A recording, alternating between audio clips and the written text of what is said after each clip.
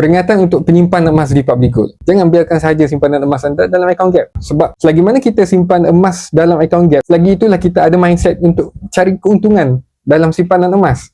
Sedangkan sebagai penyimpan emas, kita tak target keuntungan. Kita target jumlah bilangan gram emas yang banyak. Dalam account gap, kita hanya dapat tengok number sahaja. Kita tak dapat pegang emas fizikal. Jadi sebab itulah Public Gold menyarankan untuk kita keluarkan semua emas yang ada dalam account gap kita. Tapi kita faham, kita risau tentang keselamatan bila kita pegang emas fizikal kita sendiri kan.